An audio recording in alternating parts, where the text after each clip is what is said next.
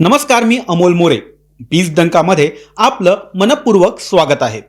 आजच्या बुलेटिनमध्ये आपण अशा 4 महत्त्वाच्या बातम्या पाहणार आहोत ज्या थेट कर्मचारी वर्गाच्या, सामान्य नागरिकांच्या, उद्योग जगताच्या आणि ग्रामीण अर्थव्यवस्थेच्या दृष्टीने अत्यंत महत्त्वाच्या ठरणार आहेत.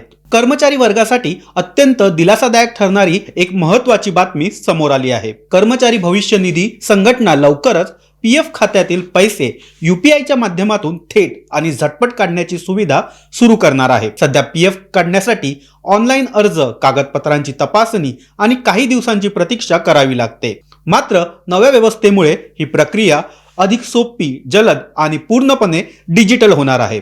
या नव्या सुविधेसाठी कर्मचारी भविष्य निधी संघटनेकडून एक स्वतंत्र मोबाईल ॲप विकसित करण्यात येणार आहे. या ॲपद्वारे पीएफ खाते थेट यूपीआयशी जोडता येणार. एकदा खाते लिंक झाल्यानंतर पात्र सदस्य काही मिनिटातच आपल्या बँक खात्यात पीएफची रक्कम जमा करू शकतात.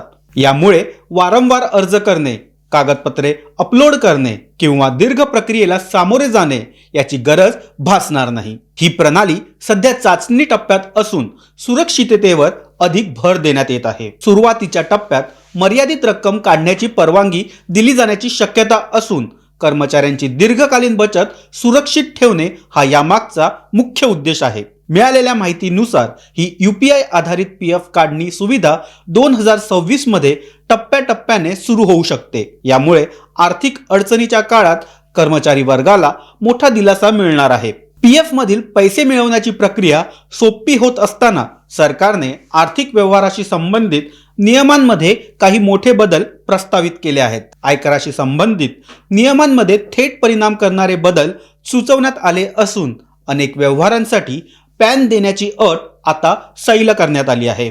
केंद्र सरकारने याबाबत मसुदा नियम जाहीर केले असून हे बदल 1 एप्रिल पासून लागू होण्याची शक्यता आहे.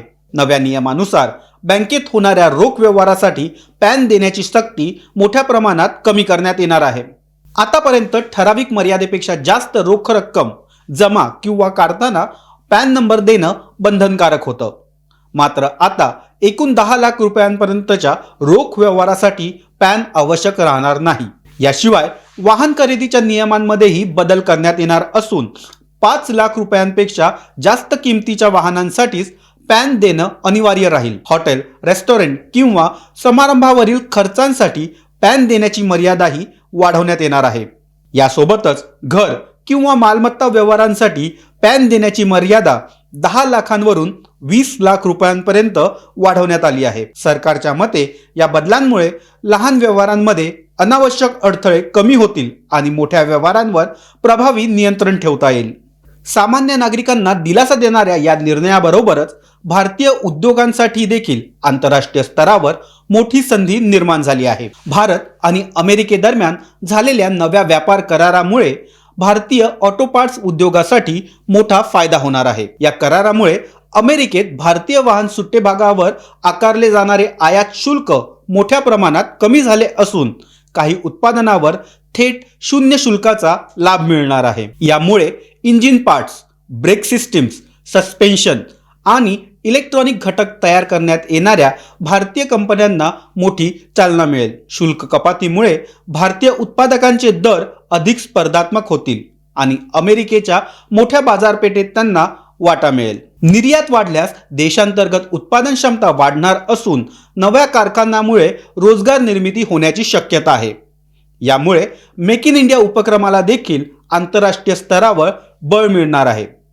काही क्षेत्रात स्पर्धा वाढण्याची चिंता व्यक्त केली असली तरी सरकारने हा करार राष्ट्रीय हित लक्षात घेऊनच केल्याचे स्पष्ट केले आहे. मोठ्या उद्योगांबरोबरच ग्रामीण भारतातील पारंपरिक उद्योगांना देखील नवसंजीवनी मिळताना दिसत आहे. पारंपरिक विणकाम उद्योगाच्या पुनर्जीवनामुळे कार्पेट उद्योगाला पुन्हा उभारी मिळू शकते.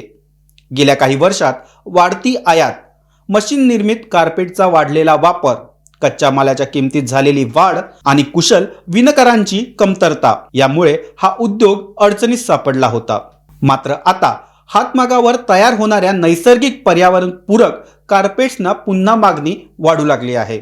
युरोप, अमेरिका आणि मध्य पूर्वेतील बाजारपेठांमधून नव्या ऑर्डर्स येत असून चालू आर्थिक वर्षात कार्पेट निर्यातीला लक्षणीय वाढ निर्माण होण्याचा अंदाज व्यक्त केला जात आहे. कंपन्या पारंपरिक विणकाम आणि आधुनिक तंत्रज्ञान याचा समतोल साधत असून याचा थेट फायदा ग्रामीण भागातील विणकरांना होत आहे. या थेट करारामुळे विणकरांच्या उत्पन्नात देखील मोठी वाढ होण्याची शक्यता वर्तवली जात आहे. सरकारकडून हातमाग आणि वस्त्रोद्योगासाठी विविध योजना राबवल्या जात असून यामुळे या उद्योगाला अधिक बळ मिळण्याची अपेक्षा आहे. एकूणच आजच्या या 4 बातम्या पाहता भारतीय अर्थव्यवस्था अधिक डिजिटल, अधिक सुलभ आणि अधिक संधीपूर्ण दिशेने वाटचाल करत असल्याचे स्पष्ट होत आहे.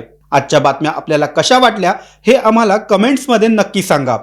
व्हिडिओला लाईक करा, शेअर करा आणि बीज डंका चॅनलला सबस्क्राईब करायला विसरू नका. धन्यवाद.